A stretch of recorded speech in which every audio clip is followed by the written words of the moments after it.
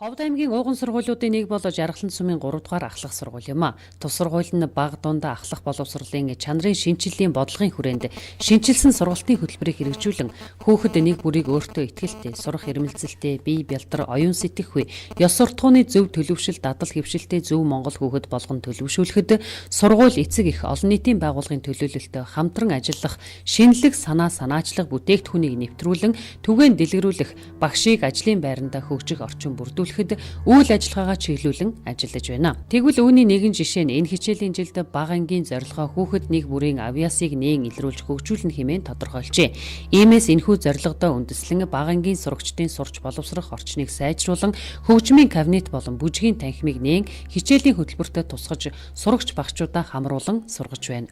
Өөрөөр хэлбэл тус сургуулийн 1-р ангид элсэн орж байгаа сурагчид болон бага ангийн сурагчид хөгжмийн хичээлээ мэрэгжлийн төгөлдөр хуурын багшийн удирдлагын дор мэрэгжлийн төгөлдөр хуурын хөгжмөнтэй хөгжмийн кабинетэд орж төгөлдөр хуур сурахаас гадна бишгүүр хөгжим, цахилгаан хөгжим, үндэсний хөгжмийг сурах бүрэн боломж нээгдэж байна. 1-р ангид 9 орж байгаа хүүхдүүд маань ерөнхийдөө бол төгөлдөр хуурыг яг сургалтандаа оруулсан хамруулж бол ер нь бол заах дуу хөгжмийн хичээлгээд орж байгаа шүү дээ. Тэрнээсээ тусдаа дахиад төгөлдөр хуурыг яах нь сонгож хичээлэх боломжтой байгаа. Манай сургуулийн хувьд ийм даваа талтай байгаа.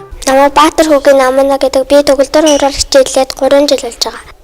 Манай сургууль сурснаар үн төлбөргүй төгөлдөр хуурыг эзэмших хэрэгтэй байна. Ийхүү хичээлийн хөтөлбөрт дуу хөгжмийн хичээлийг өвөрмөц байдлаар тусгаж суралцах орчин нөхцөлийг нь бүрдүүлж өгснөөр хүүхэд чөлөөт цаг заваа зөв боловсон өнгөрүүлэхээс гадна эцэг эхчүүд давхар мөнгө өрн байж өөр газар хүүхдэд дугуйланд явуулахгүй болж байгаа нь том давуу талыг бий болгож байгаа юм а.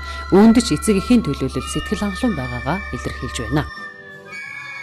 Манай охин бол одоо 5 дугаар анги 5 жил болж байна. Тэгээд ер нь энэ сургалтын цөм хөтөлбөрийн хүрээнд ч гэсэн энэ сургуулийн барьж байгаа бодлого өнөөдөр энэ дуу төгөлдөр хуурын багшийн энэ сайхан одоо авьяас тэр ур чадварыг тийм ээ ингээд бас ашиглаад энэ сургуульд ингээд төгөлдөр хуурын дугуйлангийн ерөнхий боловсролын сургуулийн сурагчдын дунд тэр дундаа сургуулийнхаа сурагчдын дунд үн төлбөргүй ингэж хичээлүүлж байгаад би энэ манай хүүхдээ энд сурдгийн хувьд маш их баярлж байна. Тус сургуулийн зүгээс бага ангийн зорилгынхаа хүрээнд хэрэгжүүлж байгаа дараагийн нэг зүйл бол сурагчдаа 1-р ангиас нь ахуулаад мэрэгжлийн бүжгийн хичээлийг орох явдал юм а. Энэ ч утгаараа шилдэг залуу боловсон хүчнэрээ хүчээс илбэж бага ангийн сурагчдад хичээлийн хөтөлбөрт тусгагдсны дагуу шинжлэгдсэн бүжгийн танхимд бүжгийн хичээлийг зааж сургаж байгаа нь бас нэгэн давуу тал болж байна.